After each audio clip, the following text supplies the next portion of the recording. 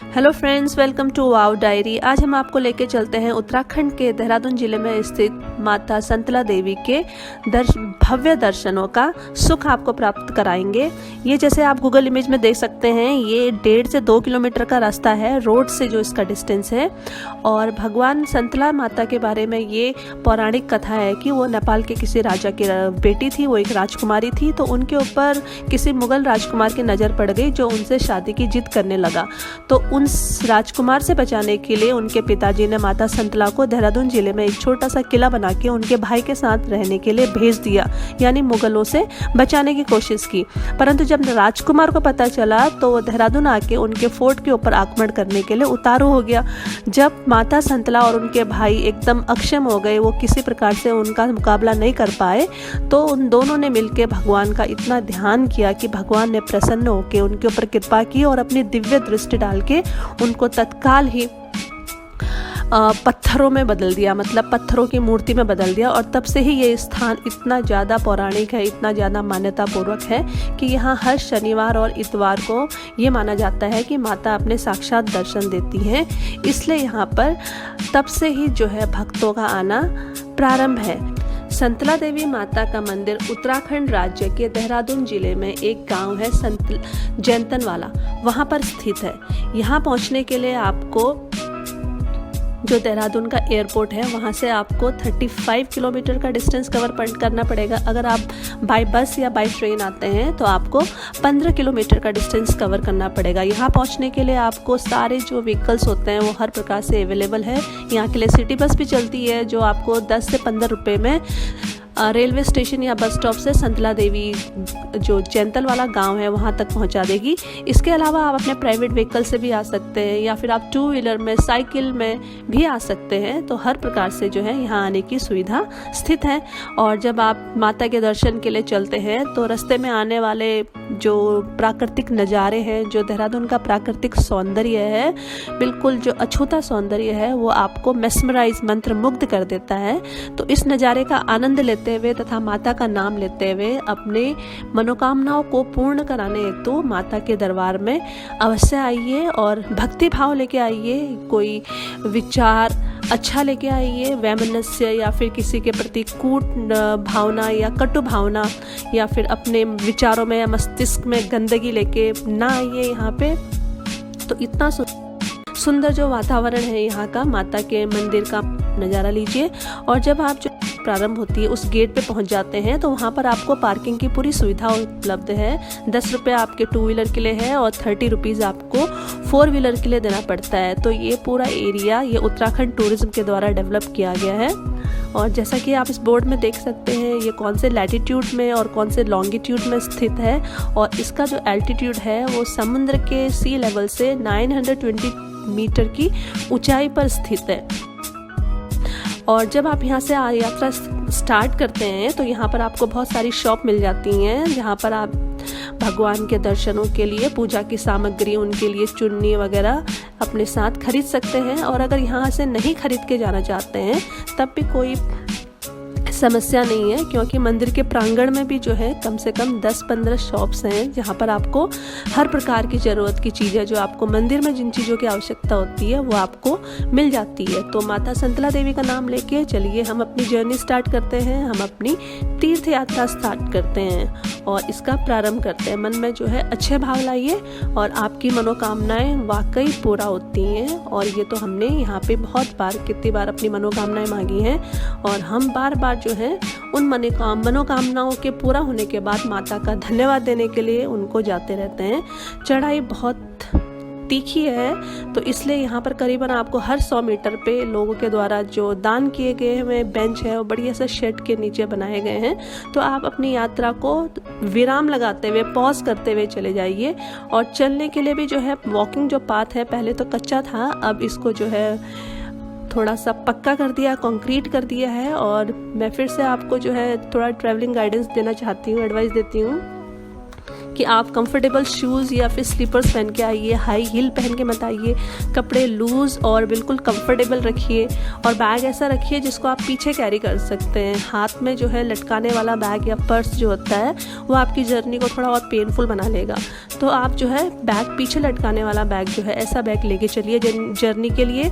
रास्ते में सुंदर सुंदर व्यूज़ आते हैं तो आप अपनी मेमोरीज़ के लिए प्लीज़ रास्ते में कहीं ना कहीं बैठ के या फिर अपने फ़ोटो क्लिक कर सकते हैं, यादगार रहेंगे, सुंदर आपके जीवन भर के लिए।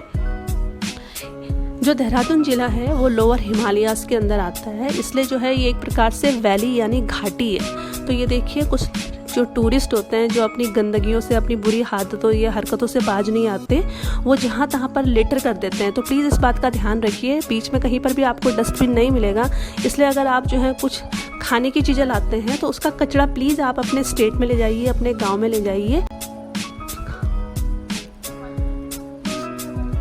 ट्रैकिंग में कभी कभी इतनी बार लगता है लोगों को, जब हम ऊपर चल रहे थे, आजकल तो लॉकडाउन है इसलिए बाहर वाले लोगों को यहाँ पे अलाउ नहीं करते हैं, हम लोग लोकल हैं इसलिए हम लोग यहाँ जा रहे हैं। तो बाहर वाले लोगों का आना अभी जो है पॉसिबल भी नहीं है और उनको अलाउ भी नहीं है। पर जैसे ही लॉकडाउन फिनिश होता है तो जब कभी आपका देहरादून आने का जो है संयोग बनता है तो प्लीज़ आके मंदिर में घूमिए और मंदिर में माता रानी के दर्शन कीजिए। और बीच बीच में चलते चलते ऐसा लगता है लोगों को कि अब हम जो है यात्रा पूरी नहीं कर पाते, हम थक जाते हैं। तो प्लीज़ ऐसे भाव मत लीजिए, आप थोड़ी सी हिम्मत रखेंगे और चलते रहेंगे तो आप ज़रूर जो है माता के दर्शन कर लेंगे। हमने रास्ते में दो तीन फैमिलीज़ को देखे जो आधे रास्ते से ही जो है यात्रा बिना पूरी किए ही वापस आ रहे थे। एक्चुअली लोगों को पता नहीं चलता है, बहुत जगह पे तो क्या होता है जब आप वैष्णो माता जाते हैं तो आपको मंदिर जो है नीचे से ही दिखाई देता है, तो आपको पता चल जाता है, डिस्टेंस का आप जो है अनुमान लगा लेते हैं। पर यहाँ पे माता का मंदिर दिखाई नहीं देता है, इसलिए लोगों को डिस्टेंस बहुत ज़्यादा लगता है।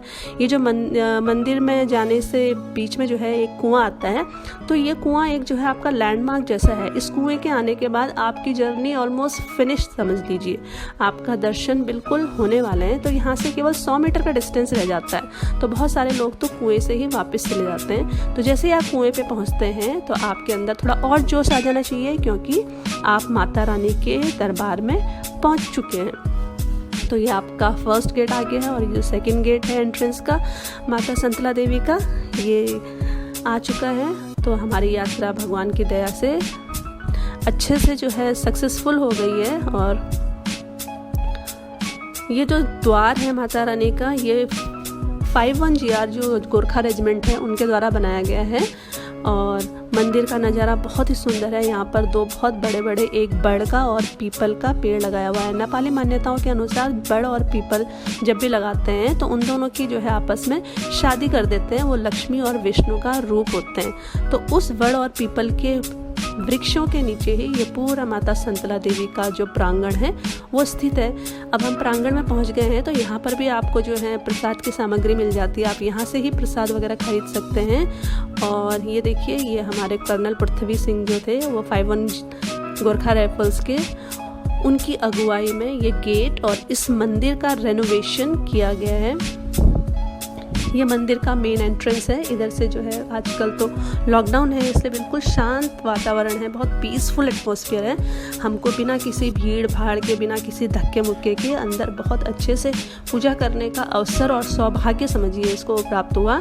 अदरवाइज़ आप जब कभी भी आने का प्रयास करते हैं तो आप जो है मॉर्निंग टाइम पे आइए। सुबह का टाइम मंदिर में दर्शन करने के लिए बहुत उपयुक्त टाइम होता है, क्योंकि उसके बाद 10-11 बजे के बाद जब आप चढ़ाई करते हैं, ट्रैकिंग करते हैं मंदिर के लिए, तो गर्मी हो जाती है और आप और ज़्यादा थकान महसूस करते हैं। इधर से जो है अंदर माता जी का गर्भ है, उसके अंदर गर्भगृह है जिसके अंदर जाके आप माता रानी के दर्शन कर सकते हैं। उनको चुनरी चढ़ाई जाती है, उधर पे नारियल भी फोड़ा जाता है।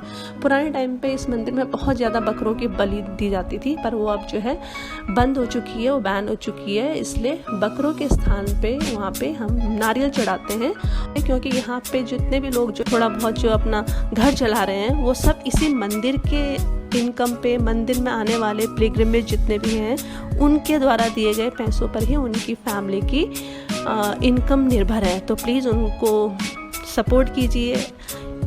और उसके बाद जो है मंदिर में दर्शन करने के बाद बाहर ये एक वट वृक्ष है, ये मनोकामना वृक्ष है। इसमें जितने भी आप चुन्नियाँ बंधी हुई देख रहे हैं, ये लोगों के विशेष हैं। भगवान उन सब की विशेष पूरी करता है और उसके आने के बाद जो है ये फिर से जो है एक चुन्नी या तो और चढ़ा सकती हैं या खोल सकती हैं।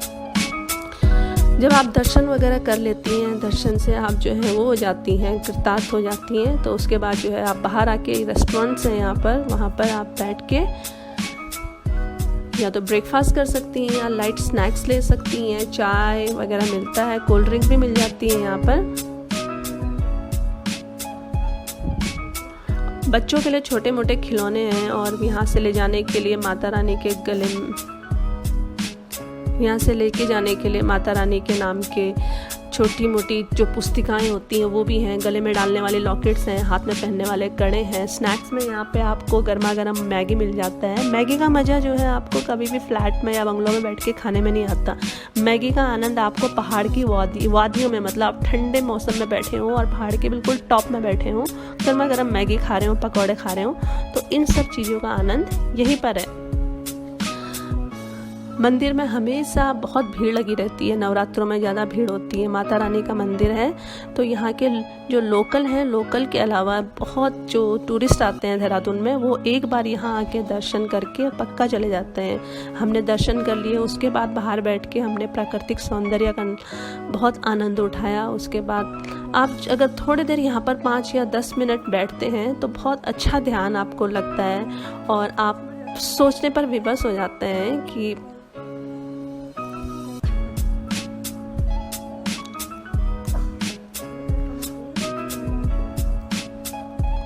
ये इस पहाड़ी का ये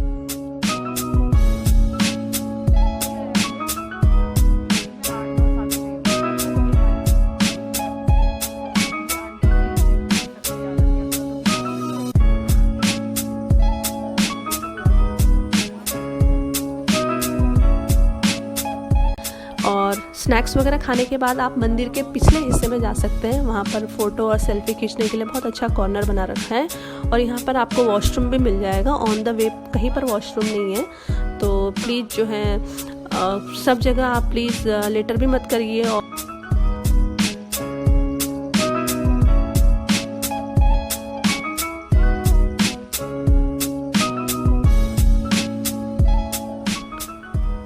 इस टॉप से आपको देहरादून वैली का जो लैंडस्केप है वो पता चलता है। एक्चुअली वैली क्या है, हम लोग अपने माता रानी के आशीर्वाद से दर्शन पूरे कर चुके हैं।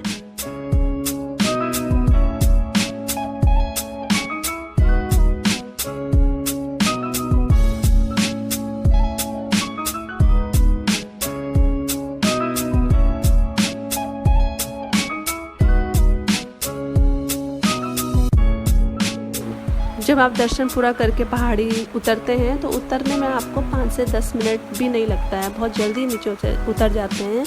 तो जैसे ही वापस आने के टाइम पे साथ में ही एक नदी भी बह रही है। इस नदी को नून नदी बोला जाता है। तो इस नून नदी में भी जो है आप थोड़ा सा अपने परिवार के साथ आनंद उठा सकते हैं। प्लीज़ नदियों को भी साफ़ रखिए। नदियों में अननेसेसरी बॉटल्स वगैरह या फिर कोल्ड ड्रिंक्स की बॉटल, पॉलीथीन वगैरह मत डालिए।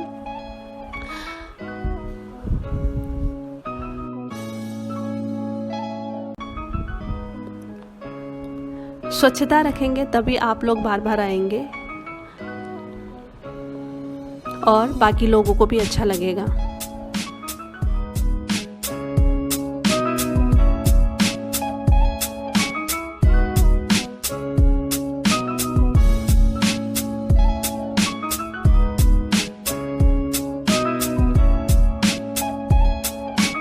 और बहुत सारे टूरिस्ट स्पॉट्स का हम आपको जानकारी देते रहेंगे, तो please do subscribe our channel, that is Wow diary.